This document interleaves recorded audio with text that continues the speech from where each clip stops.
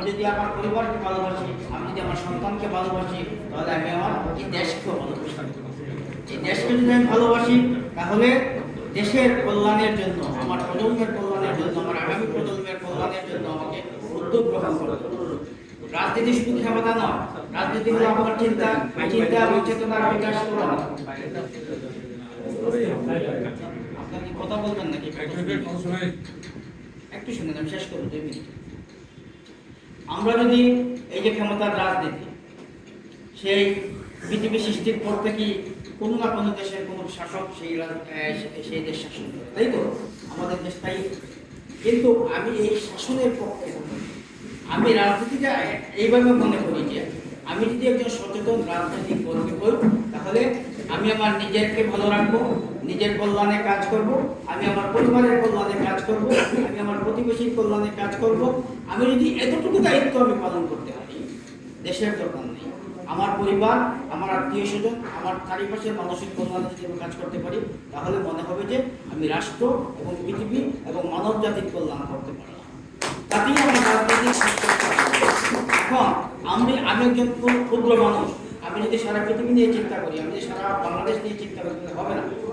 সেলিম আকবর ভাই চাঁদপুর নিয়ে পড়ে আছেন, আমাদের ঢাকায় যান, প্রেসিডেন্ট মিটিংয়ে তার চিন্তা চেতনা তুলে দিলেন। তিনি চাঁদপুরকে রিপ্রেজেন্টেটিভ করছেন, তিনি চাঁদপুরকে ভালোবাসেন, তিনি চাঁদপুরের কল্যাণে কাজ করছেন। আমার বাড়ি হলো ছাত্র সুনামগঞ্জ 5 আমার আসন, আমি সেখানে নির্বাচন করতে চাই এবং আমি চাই আমি সারা পৃথিবী নিয়ে চিন্তা করলে হবে না। আমি যদি আমার পরিবার, আমার আত্মীয় স্বজন, আমার বন্ধু বান্ধবকে যদি আমি ভালো রাখতে পারি, তাদের যদি আমার দ্বারা যদি কোনো মানুষের অকল্যাণ না হয়, তাহলেই আমি একজন সার্থক রাজনীতি। আর যদি আমার দ্বারা মানুষের অকল্যাণ হয়, মানুষ অত্যাচারিত হয়, মানুষ ক্ষতিগ্রস্ত হয়, তাহলে আমি রাজনীতিবিদ না এবং আমি মানুষের মধ্যেও বলি না।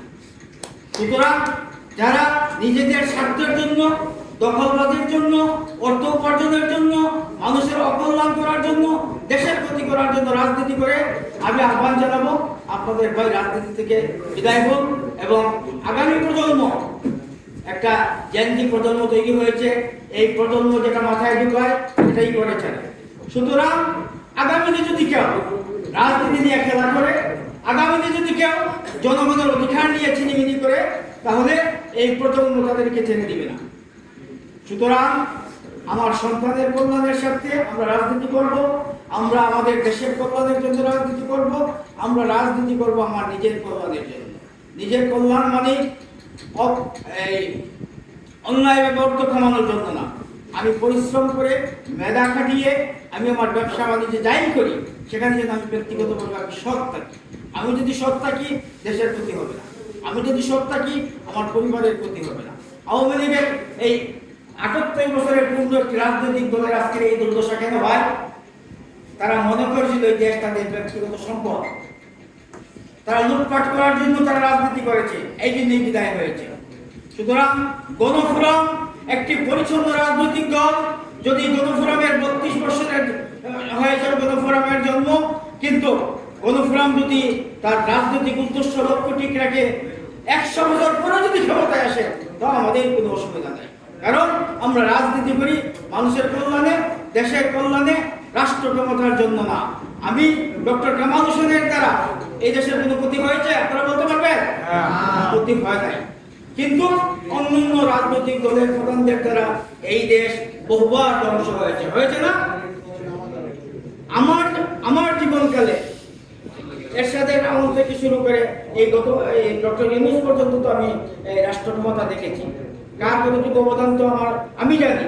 সুতরাং আমরা আজকে এখানে যুব গণফোরামের কর্মী সভায় আমরা শপথ করি যে আমরা নিজে যেখানে যে দায়িত্ব পালন করব, সৎভাবে পালন করব, দায়িত্ব দিয়ে পালন করব, কারো ক্ষতি করব না এবং সর্বোচ্চ মর্যাদা দেব আমার পরিবারকে, পরিবারের স্ত্রী, সন্তান, ভাই বোন, আত্মীয় স্বজনের প্রতি আমরা খেয়াল রাখবো। তবেই আমার রাজনৈতিক কর্মী হিসাবে আমার সার্থকতা আসবে। সবাইকে ধন্যবাদ।